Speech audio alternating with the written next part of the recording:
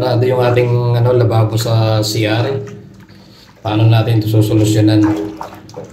Kahit i-add natin, ayaw siyang bumaba. Gagawa natin ng paraan yan mamaya. Ayan.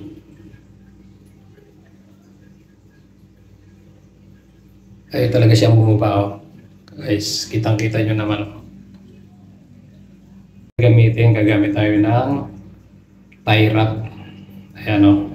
Guys, gamitin natin to pang saksak yan para mawala yung parado. Umaagos siya pero mabagal. Kaya kailangan natin gawa ng paraan. Mag-DIY tayo ngayon. Gamit tayo ng tie wrap. Ang gagawin natin dito, ginupit ko na yung gilid. Ayan, kung papakita ko sa inyo, ilalapit ko sa camera. Ayan, oh, yung gilid niya, ginupit-gupit ko yan. Ayan, oh. Wala kayo ng tie wrap, tapos gagawin nyo, gupitin nyo yung gilid o kahit kutsilyo yung gamitin nyo. Ayan, kung nakikita nyo, ayan, idikit ko sa mayan para makita nyo. Yan ang gagawin nating pasundot sa butas para makuha natin yung mga yung mga bara-bara na buhok, kasi sigurado may mga buhok yan eh. Kaya yan eh, nagbarado yung strainer niyan. So itong gagamitin natin, guys. Ayan. Patuluan ulit natin ng tubig. Ay, tumatagal siya kasi matagal. Habang tumatagal, nagtagas naman siya kasi pag ginagamit mo siya, siyempre, mas maganda kung dire-diretso yung pag-agos siya. Kaya gagawa natin ng paraan. Ayan, tuloy natin ng tubig, saka natin susundutin ito. Ayan, sundutin na natin. Ayan, binaba ko na yung ating para may tubig siya, di ba?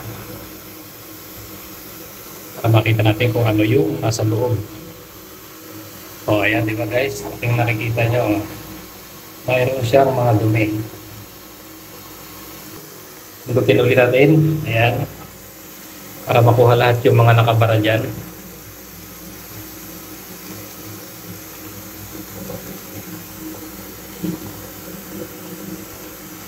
So, ayan guys, oh. Nakukuha, di ba?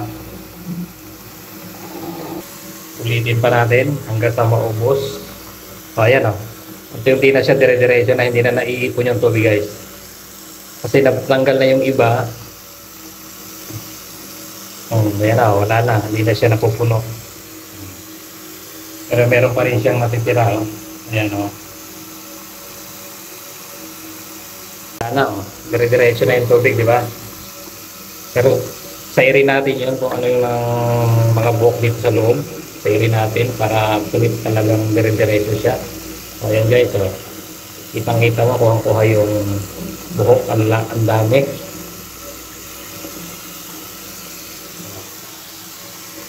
Ano mo? Ano guys?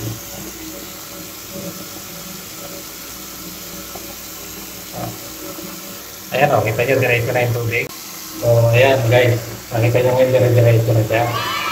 Wala na, hindi na siya bumaba. Ito yung mga nakuha, kita nyo ang dami. Mga buhok. Kasi katagalan, talagang magkakaroon niya ng buhok. Lalo na buhok ng mga babae, mahahaba, masabit yun niya sa strainer. Kahit may strainer naman yan, lulusot yan eh. Kaya katagalan magkakaroon niya ng maraming buhok, kaya yun ang naging delay ng pagbara. So hanggang dyan na lang guys yung aking DIY. Sana nakapagbigay ako sa inyo ng konting information paano tatanggalin yung barado sa ating mga lababo. Kahit sa lababo natin sa kusina, pwede natin yung itry gamitin nyo. Pero mostly ginagawa ko ito dito sa lababo ng CR kasi dito talagang buhok ang bumabara. So yun lang guys, at sana may nakuha kayo sa tips sa aking video.